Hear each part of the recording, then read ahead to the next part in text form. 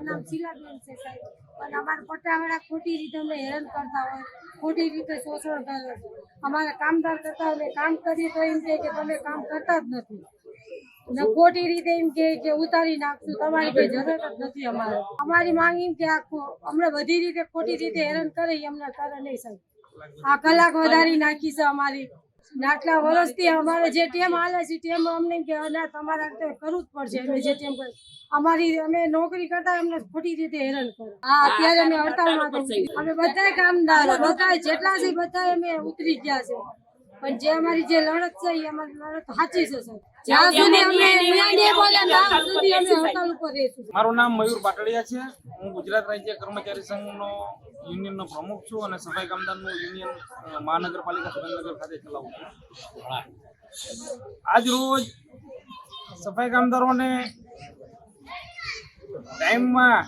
કામગીરીના ટાઈમમાં વધારો કરવાથી અને સફાઈ કામદારોની નાની મોટી હેરાન પરેશાનીના કારણોસર સફાઈ કામદારો ખૂબ જ રોષે ભરાયા હતા.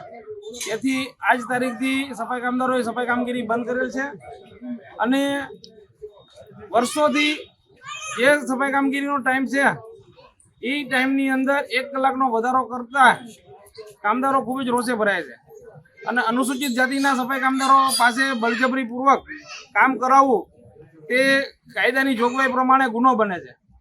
તેમ છતાંય આ સફાઈ કામદારો પાસે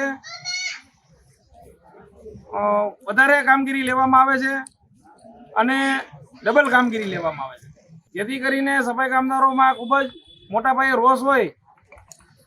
એટલા માટે આજે કામગીરી બંધ કરેલ છે અને સફાઈ કામદારોને પગાર સ્લીપ આપવામાં નથી આવતી, કામદારોને રજા આપવામાં નથી આવતી અને જો કામદારો કોઈ બીમાર પડે પ્રસંગોપાત ઘરે રહે તો કામદારોને સીધા છૂટા કરી દેવામાં આવે છે અને સીધા છૂટા કરવાની ધમકીઓ આપવામાં આવે છે. 300 થી વધુ સફાઈ કામદારો હડતાલ ઉપર છે.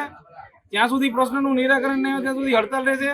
જરૂર પડશે તો અમે કાયમી કર્મચારીઓ અને જે કર્મચારીઓ કામ ઉપર ચાલુ છે તે તમામની કામગીરી અમે ટૂંક સમયમાં બંધ કરી દઈશું. ફરિયાદ હજી કરું છું કે અમને કામદાર વેતન પૈસા અમને બહુ રીતે હેરાન કરે છે. ખોટી રીતે એમને કામ લેવડાવે છે, કામમાં વધારો કરે છે અને એ છતાં એમને રજા રિપોર્ટ આપતા નથી. બીમારીમાં કે રજા નહીં આપવાની, કામમાં અમને કેટલી હેરાનગતિ કરે છે અને બીજું કે અમને ખોટી રીતે પટ્ટાવાળા ખોટી રીતે હેરાન કરે છે અને ધમકીઓ આપે છે અને એમ કહે છે કે એક બી ઘરે રહ્યા ને તો તમને ચિઠ્ઠી તમારે લાવવાની ને કે તમને કામે ઉતારી નાખવાની. આ રીતે અમને હેરાન કરે છે. સફાઈમાં બહુ અમને ફેવરાવે છે, નો બોલવાનું પટ્ટાવાળા અને અધિકારી મોટા કેતનભાઈ સારિયાને ધમકી દઈને અમને આ રીતે બધું બોલે છે સાહેબ.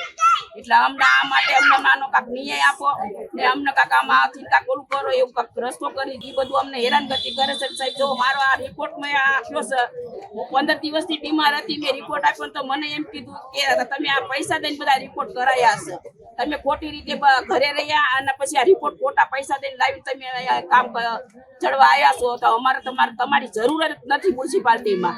તમારી જેવા કામદારની કોઈ જરૂર નથી અહીંયા. આ મ્યુનિસિપાલિટી કામ કરવા તમારી જેવા રાખવા માંગતા જ નથી. તો આ રીતે સાહેબ અમે 20 વર્ષથી આ નોકરી કોન્ટ્રાક્ટમાં અમે કામ કરવી છીએ તો અમને આ રીતે હેરાન કરે ને આ રીતે અમારી ભેગું આવું વર્તન કરે એ આ મ્યુનિસિપાલિટી કઈ લાયકાત છે એમની.